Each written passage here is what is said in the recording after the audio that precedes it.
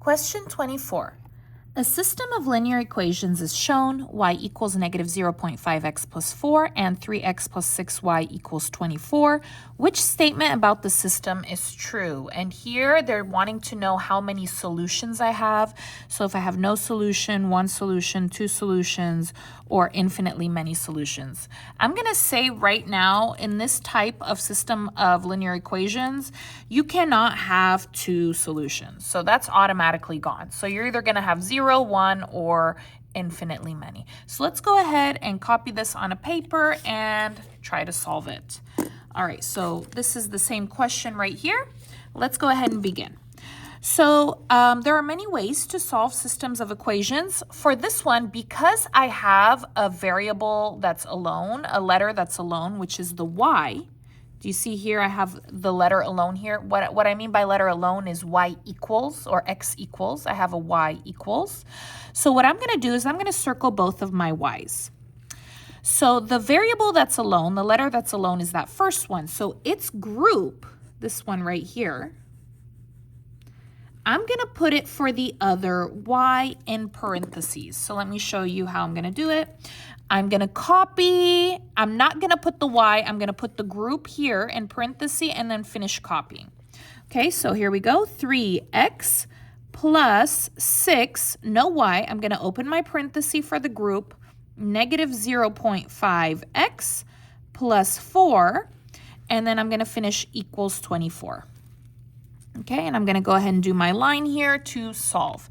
The very first thing that you're going to do is the parenthesis group. If you ever have parentheses, you got to do that first. Where do the parentheses begin? They actually begin at that positive 6, okay? This is the parenthesis group. And remember, parenthesis means multiplication. So this is not part of the group, so I'm going to go ahead and copy that down, 3x. And now we're going to multiply. Parentheses multiply, and I have here 1, 2 terms inside. So first we're going to do 6 times negative 0.5x. 6 times negative 0.5 is negative 3 with the x. And then we're going to do it again. 6 times 4. 6 times 4 is 24 positive. So make sure you put a plus equals 24.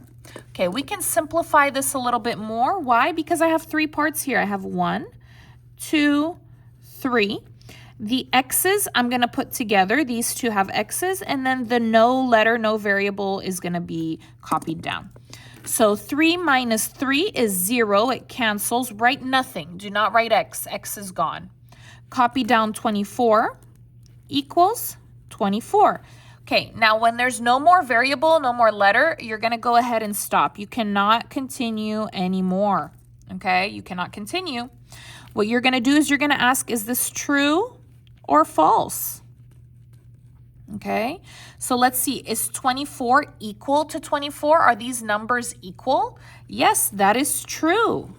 If the answer is true, then your answer is infinitely many solutions. So this is the answer right here. Okay, if it's false, then the answer would be no solution. If you can continue, then you would have one solution. All right, so my answer is infinitely many solutions because this is true. So I'm going to go back here. My answer looks to be this one right over here, infinitely many solutions. If you liked the way that I did this video and the way that I solved the question, please give the video a like, leave a comment, subscribe, and I'll see you again next time. Thanks for watching.